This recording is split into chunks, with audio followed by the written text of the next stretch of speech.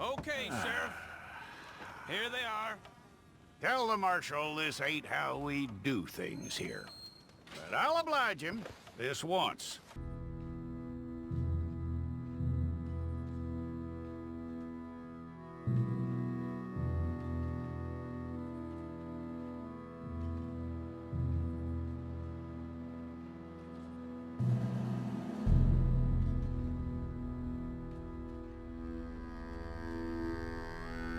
Jackson! Officer Jackson, move those prisoners! Officer Benton! Kitchens aid staff! Officer Townsend, those rocks ain't gonna break themselves. What are you standing there for? Get moving! What are you looking at? Go on, get moving! You with the hammer? And you'll do. We need to perform a work detail out near Tumbleweed. Come on, get in. Open the gate. Come on, Milliken.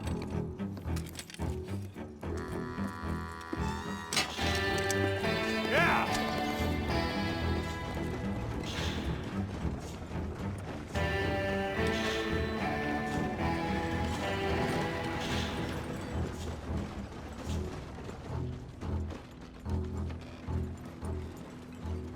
I tell you what, old Jameson is a wretched, sour old bastard, and no mistake.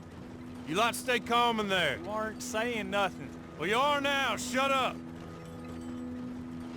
You know, my wife has acquired ideas significantly above her station. She's been reading too many goddamn books. Personally, I'm against education. Of women, I mean. And men, I guess. Unnecessary. Doesn't add much to the world. Education.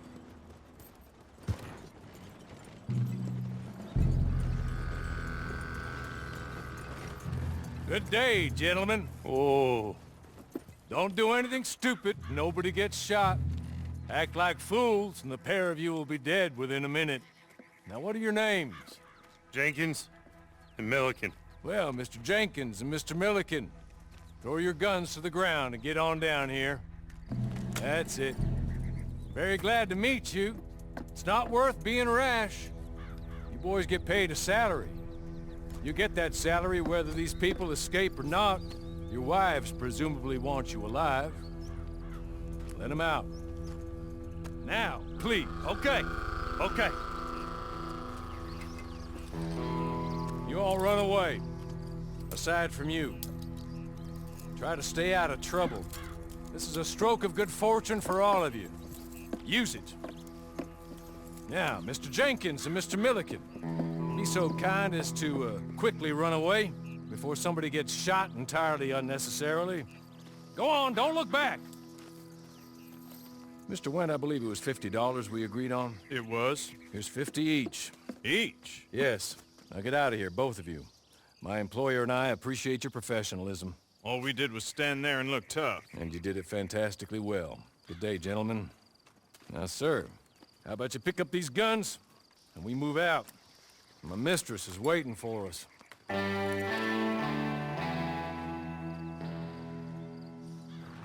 Come along. Then you better get on this horse.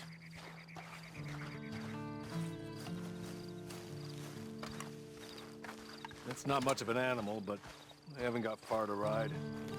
Yeah, I waited on them moving you some weeks. I can wait a while longer. Ready? Wonderful. I hope you'll forgive the secrecy. My employer particularly values discretion. My name is Mr. Horley, by the way. 6 months at Sisika Penitentiary, awaiting a hanging for a murder you did not commit. Must have felt a whole lot longer, my friend. You still seem strong, though. I mean, doesn't look like breaking all those rocks has left you entirely broken, in body or in spirit. I hope I am right about that.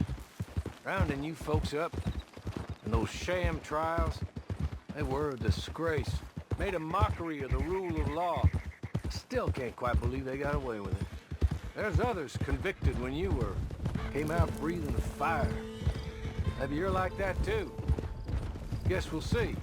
Or maybe you just want to put it all behind you, forget you were in there at all.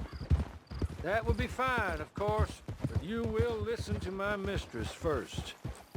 She spent a good sum getting you folks out. You owe her an audience, at least. She's just up here. There's the camp. Hit your horse.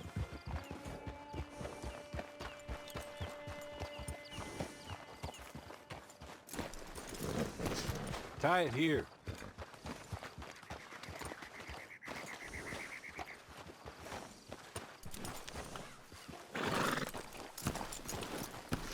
This way.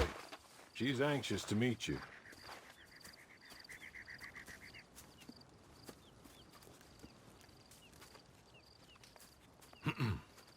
Madam, we're back.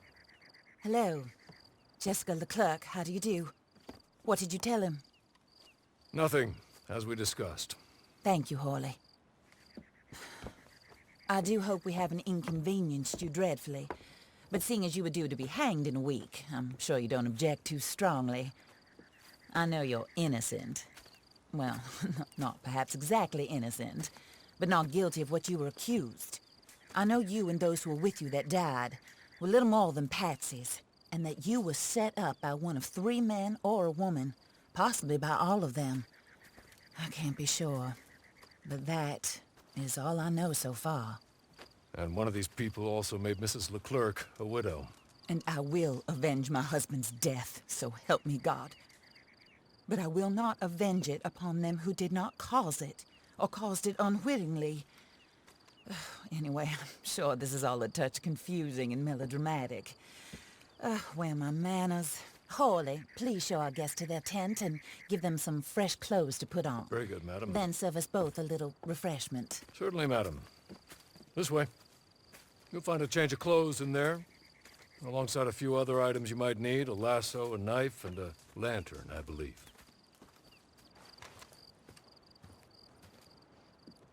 That looks more comfortable. Hawley, Here, madam. your very good health. I suppose it beats dying, Mrs. LeClerc's husband was murdered by one of his business partners. And I intend to find out which one. Or rather, I intend for you to find out. And kill them. You're the only person I could possibly trust to do whatever it takes. Because you and your accomplices, you're the only other victims of their lies still alive. You see, you walked into the town at approximately the same time my husband was shot in the back, but by another gun, firing different bullets to those you possessed when you were arrested. These bullets, this was their mistake. You were rounded up and sentenced to death, all because you came to town and didn't talk too much and seemed like you were nasty. Anyway, here they are, the people who run Blackwater. Mr. Jeremiah Shaw, banker, real estate speculator, and crook. Mr. Amos Lansing, ranch owner, speculator, and crook. Mrs. Grace Lansing, his wife, society patroness, lover of the arts, crook, and my former best friend. Teddy Brown, her disgraced brother, outlaw, wanted man, and still in contact with them. All I ask of you is your help in finding out quite what happened. Mrs. LeClerc would like to help you get back on your feet. Get back to work. Whatever your work may be, I don't judge. You want to rob? Rob. You want to save innocent folk? Do that as well. But you need me just as much as I need you. I think we all understand each other. I hope we do. Good. I look forward to rewarding you for killing those who made me a widow. My husband was a true believer in this country and in the West. He was killed for greed. Foul greed when there's quite enough for everybody. I don't care what your scruples are as to killing. I will take the full burden of that sin upon my shoulders. Goodbye, for now. Then Hawley, go introduce him to nice Mr. Cripps. I think you'll like Cripps well enough. He's long past his prime, of course, but he hasn't gone entirely crazy just yet. And he will help you, better than most of his ilk. Cripps! Get up! Hello, partner. Horley. This is your new boss. Oh, pleased to meet you, partner. J.B. Cripps at your service. We'll pay to get your camp established. Mrs. LeClerk is a generous benefactor. And, where are we headed?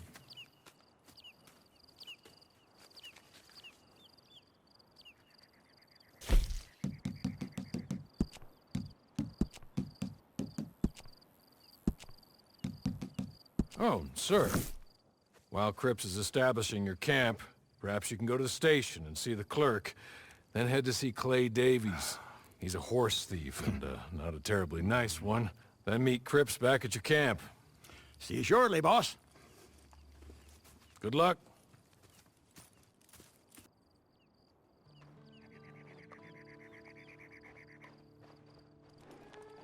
Get on to the station. It's not too far.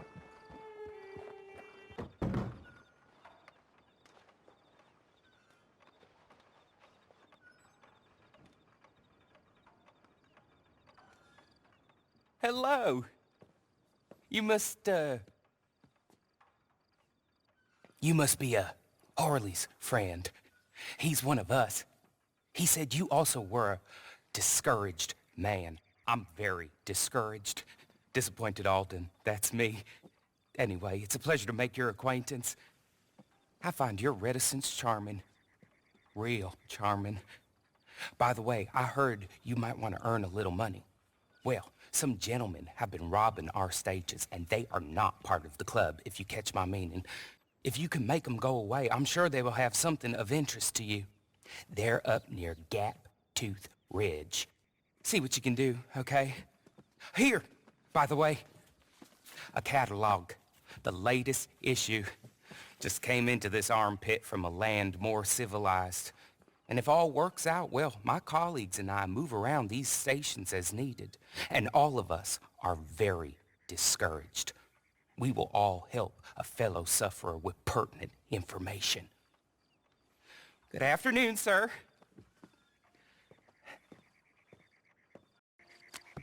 I win again. Did Horley send you, Pop? I'm Clay Davies. This is my brother, Clive. He don't talk. Maybe you two will get along better. Maybe not. Listen, I heard you wanted to earn some money. So, there's a gang of ne'er-do-wells. They are a bunch of degenerates, not good people. They're out at Raskeller Fork with a bunch of horses they stole from me. Well, that's a lie, but they stole them off a fella I was gonna steal them off of. Maybe you could get them for me. You think you could do that for me, Pop? Oh, look. Here are your friends. Well, good. Meet me at the stable at Tumbleweed once you have the horse flesh. And I'll pay you good. Oh, and Pop, Horley wanted me to remind you, any decent work you can find, take it. But just try to stay out of trouble. Oh, and once you give me those horses, well, after that, we'll talk again. Oh, I do so enjoy these conversations. I'm used to them on account of my brother. Let's go, Clive.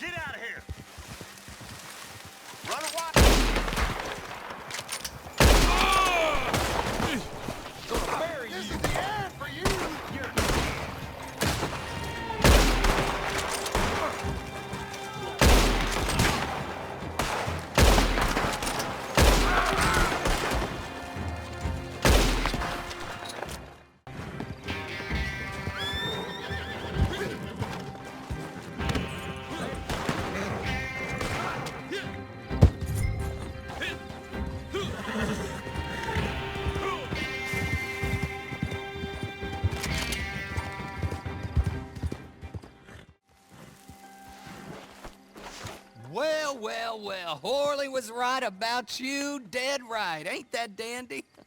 Get that horse hidden away, Clive, and ready to move out as soon as we can. All right. Here's the money you earned. Now listen, Horley came by and gave me a message. He said to go see your friend Cripps up at your camp. Now listen to me for a second. Any other decent horses you find, we'll buy them. Just as soon as we are set up, okay? Nice meeting you. You know what? Hold on, boy. I call him boy because I'm older. 30 minutes, he went black. Let's give our friend here back the horse. It's yours. A sign of faith and future business. If you want to buy any extras or sundries for the animal, head inside. They've got a lot available. See you soon. Come on, Clive.